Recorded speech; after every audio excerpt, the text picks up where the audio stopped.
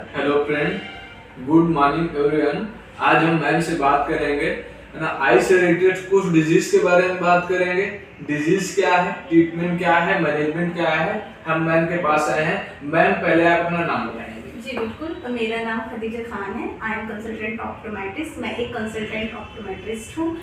आज जो भी यहाँ पे सर आज जानने आए हैं एंड मैं सभी को गाइड भी करूँगी। अपने पेशेंट हैं जिनको नहीं पता कि एक्चुअल में हमें किस डिजीज़ में आके क्या करना चाहिए, जिसकी वजह से काफ़ी जो है मोतियाबिंद की दिक्कत देखने को मिलती है। एंड दूसरा काफ़ी ब्लाइंडनेस देखने को मिलती है। हर साल 35 मिलियन से ज़्यादा लोग क्या है ब्लाइंड दृष्टिबाधित देखने को मिलते हैं। जो क्या है एक वीडियो के थ्रू हम उनको गाइडेंस देंगे, उनको एक्चुअल में क्या करना चाहिए। जी सर बताइए। तो मैम हम आपसे पूछेंगे मोतियाबिंद क्या है। देखो मोतियाबिंद क्या है, सबसे पहले ये जानना बहुत जरूरी है कि मोतियाबिंद क्या है। मोतियाबिंद जो है उसमें क्या होता है, हमारी आंख में एक लेंस होता है जो हमें गॉड के द्वारा, भगवान के द्वारा, अल्लाह के द्वारा दिया होता है, जिसमें एक तरह की ओपेसिफिकेशन आ जाती है। अगर मैं आपको नॉर्मल लैंग्वेज में समझाऊं, जैसे कोई शीशा है एंड शीशा धुंधला हो जाता है तो हमें बाहर देखने में वो ट्रांसपेरेंसी नहीं मिलती। सेम ऐसे ही हमारी आंख में क्या है मोतियाबिंद होता है, और जिसमें क्या हमारा लेंस सफेद पड़ जाता है, क्लाउडी लेंस हो जाता है, जिससे क्या है जो आंख में प्रॉपर जो इन्फिनाइट से लाइट आती है वो हमारी आंख में नहीं जाती है, जिसकी वजह से हमें काफी प्रॉब्लम होती है देखने में। मैम ये मोतियाबिंद किस किस एज में देखने को मिलता है। देखो मोतियाबिंद क्या है, अगर मैं एज की बात करूं तो नॉर्मल जो इसकी एज होती है वो 40 प्लस में देखने को मिलता है। बट अभी क्या है काफी सारे ऐसे सिम्टम देखने को मिलते हैं। एक तरह से हमें प्री सेनाइल कैटरेक्ट भी देखने को मिलता है, जो क्या है 30-35 से ही देखने को मिलता है। दूसरा अगर मैं एज की बात करूं तो नॉर्मल जैसे मैंने आपको बताया कि 40 साल में देखने को मिलता है, चाहे मेल हो या फीमेल हो। बट अभी क्या है अगर मैं किसी वजह की बात करूं, जैसे आंख में चोट लग जाती है, काफी सारे बच्चों को बर्थ से भी देखने को मिलता है, तो इसकी कोई वैसे एज नहीं होती। सिर्फ इसकी एज है कि भाई अगर आपको बचपन में कोई चोट नहीं लगी है, कोई आपको अदर डिजीज नहीं है, किसी तरह के आपने किसी डिजीज की वजह से आपने स्टेरॉइड नहीं लिया है, तो आपको मोतियाबिंद नहीं देखने को मिलेगा। हो सकता है आपको 40 साल बाद मिले, हो सकता है काफी पेशेंट जो होते हैं उनको 70 से 80 साल की उम्र में भी मोतियाबिंद नहीं मिलता है देखने के लिए। तो वो कंडीशन पर डिपेंड करता है। ऐसा नहीं है कि आपको मोतियाबिंद 40 साल के बाद ही होगा। अगर आपको आपकी आईज में देखने में प्रॉब्लम लगती हो, आपको धुंधलापन लगता है, तो अपने डॉक्टर से एक बार जरूर कंसल्ट कीजिएगा। मैम जैसे बहुत से पेशेंट लोग मुझसे मिलते हैं, बोलते हैं कि मोतियाबिंद दवा से खत्म हो जाता है, या कोई आयुर्वेदिक ऐसी दवा बनी हुई है क्या। ऑप्टोमेट्रिस्ट या पीएचडी किए हुए कोई भी रिसर्च कर रहे हैं कि दवा है कोई मोतियाबिंद को जो खत्म कर दे, क्या ऐसा भी कोई प्रोसेस है क्या। नहीं, ऐसा कोई भी प्रोसेस नहीं है। अभी तक ऐसी कोई मेडिसिन नहीं है जो क्या है मोतियाबिंद को खत्म कर दे। मोतियाबिंद का उसका रीजन है, देखो मेडिसिन जैसे कि मैंने आपको बताया था कि जो मोतियाबिंद जो होता है कि हमारी आंख का जो लेंस होता है वो एक तरह से उसमें ओपेसिफिकेशन या सफेदी आ जाती है। तो वो जो सफेदी है उसको कोई भी मेडिसिन आपका रिमूव नहीं कर सकती है, उसको लेंस को क्लियर नहीं कर सकती।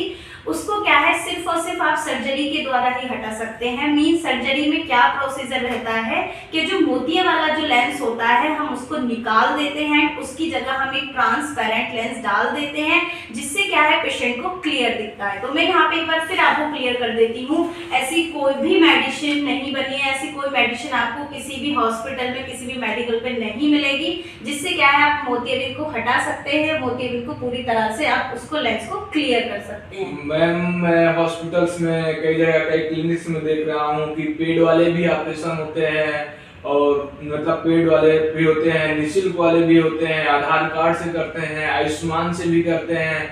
पेड वाले में और आयुष्मान वाले में, निःशुल्क वाले में क्या अंतर है, क्यों हमें पेड कराना चाहिए।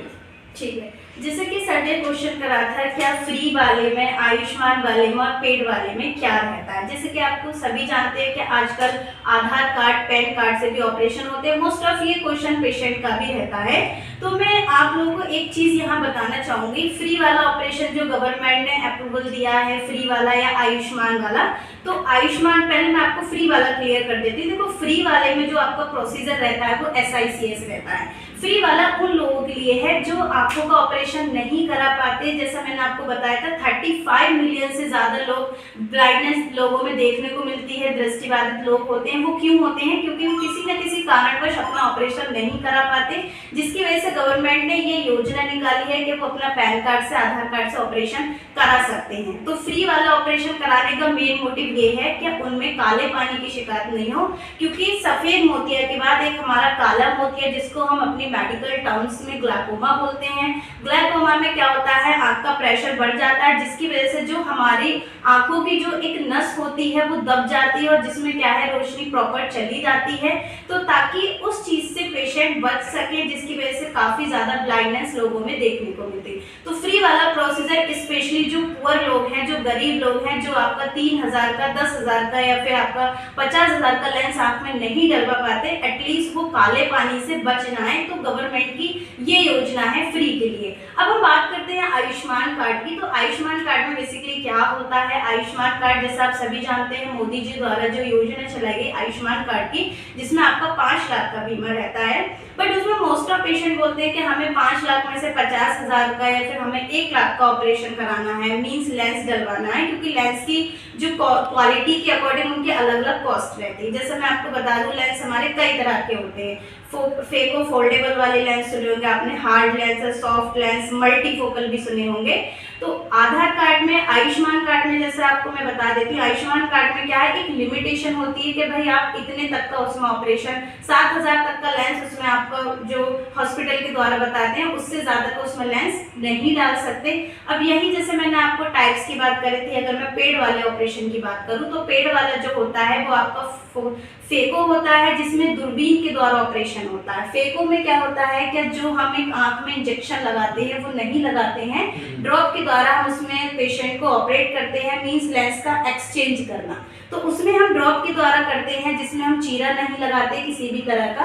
एंड उसमें भी सब बहुत सारी क्वालिटीज रहती हैं। आप फेको कौन सा ले रहे हो, फोल्डेबल है आपका या फिर आप मल्टीफोकल, मल्टीफोकल लेंस भी आपने सुना होगा। मल्टीफोकल में क्या होता है कि आपको दूर के चश्मे की भी जरूरत नहीं पड़ती, आपको पास के चश्मे की भी जरूरत नहीं पड़ती, क्योंकि मल्टीफोकल उसमें कई सारे फोकल पॉइंट होते हैं जो अपने अकॉर्डिंग उसको एडजस्ट कर लेते हैं और पेशेंट को देखने में कोई भी प्रॉब्लम नहीं होती। बट शर्त ये है कि उसको कोई भी सिस्टमिक डिजीज नहीं हो। सिस्टमिक डिजीज लाइक उसको बीपी, शुगर, डायबिटीज वगैरह जो होता है वो कोई नहीं, नॉर्मल पेशेंट हो तो बहुत अच्छा ऑपरेशन होता है। मेनली इन तीनों में यही डिफरेंस रहता है कि पेड वाला थोड़ा अच्छा होता है। अगर आप पेड वाला करा सकते हो तो मैं आपको यही सलाह दूंगी कि आप पेड वाला ही कराइएगा, फ्री वाले के चक्कर में बिल्कुल मत रहिएगा। फ्री वाला सिर्फ उन लोगों के लिए जो लोग नहीं करा पाते, ताकि आंख में काला पानी नहीं बने।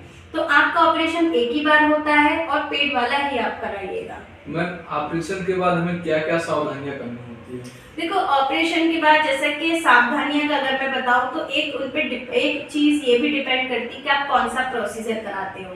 जैसे SICS में आपका चीरा लगता है, जख्म होता है, जख्म को भी सुखाना पड़ता है, तो उसका मेडिसिन का जो रहता है वो आपका थोड़ा अलग रहता है। एंड अगर आप अच्छा प्रोसीजर कराते हैं तो उसका अलग रहता है। अगर हम सावधानियों की बात करें तो आंख का ऑपरेशन होने के बाद आपका मोस्ट ऑफ ये भी रहता है क्वेश्चन, क्या कितने दिनों बाद दिखने लगता है। तो मैं आपको बता देती हूँ ऑपरेशन होने के बाद जब आपकी पट्टी खुलती है देन तभी से आप देखना शुरू कर देते हैं। बट उसमें आपको कुछ सावधानियां बरतनी है, मींस कंटिन्यू नहीं देखना किसी भी चीज को, या मोबाइल फोन नहीं देखना, प्लस जो आंख बनी है उससे करवट्स को लेकर आपको नहीं सोना है।